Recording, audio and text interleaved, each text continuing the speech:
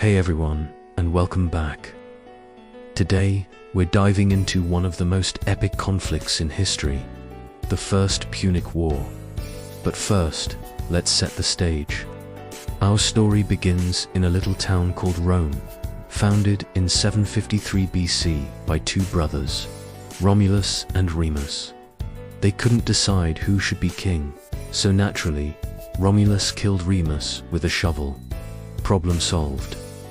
Early Rome was basically a huge sausage party, so they threw a festival, invited their neighbors, and then kidnapped all their women. Charming, right? Eventually, they got tired of their kings and established a republic. But don't think that stopped the killing, oh no. Rome went on a conquering spree across the entire Italian peninsula. Life was pretty brutal back then. We're talking communal toilets and gods like Saturn, who literally ate his own children. By 264 BC, Rome was a rising power, but the real big daddy of the Mediterranean was Carthage. Carthage, originally a Phoenician trading post, was a super-rich, semi-democratic republic. While the Romans were all about farming and stabbing people, the Carthaginians were master sailors and traders. They were rolling in cash, though they also had a nasty habit of allegedly sacrificing children to their god, Baal, whenever the crops looked a bit sad. For a while, Rome and Carthage were buddies.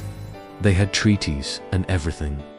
But Rome's aggressive expansion in Carthage, its obsession with protecting its trade routes, meant a collision was inevitable. The spark that lit the fire, a bunch of rogue mercenaries called the Mamertines, after getting fired from their gig in Syracuse.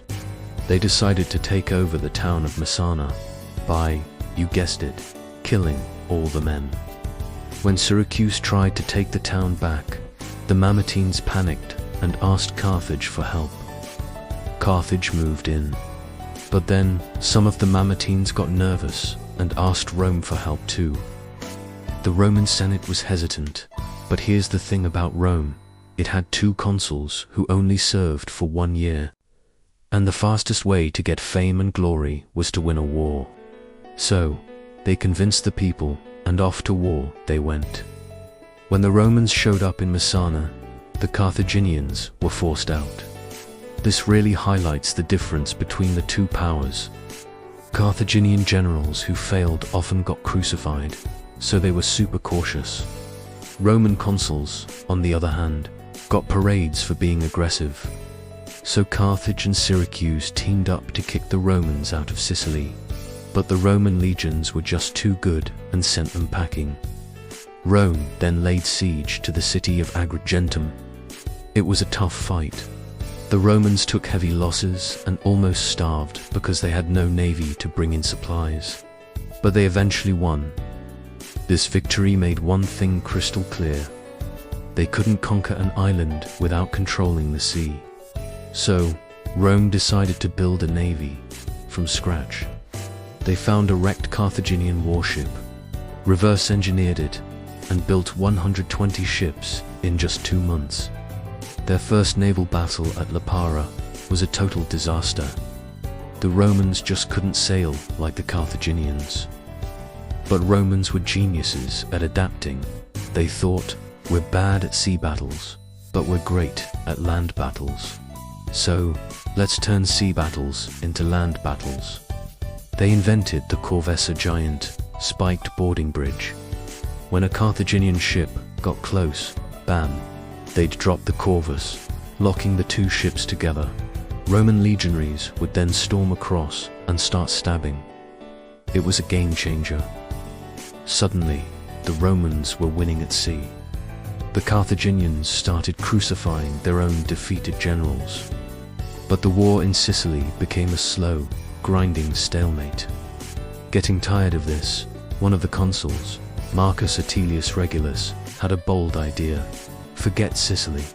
Let's invade Africa and hit Carthage where it hurts. To stop this invasion, Carthage assembled a massive fleet. In 256 BC, the two navies met at the Battle of Cape Ignomus. We're talking about nearly 700 warships and 300,000 men, making it one of the largest naval battles in all of history. Carthage had a clever plan to surround the Roman fleet, but in the chaos of battle, the Roman Corvus did its magic. The Romans smashed through the Carthaginian lines and scored a massive victory. The path to Africa was now wide open. And that's where we'll leave it for part 1. If you enjoyed this deep dive into ancient history, please hit that like button and subscribe for more epic stories. Your support helps me keep making these videos for you. Thanks for watching.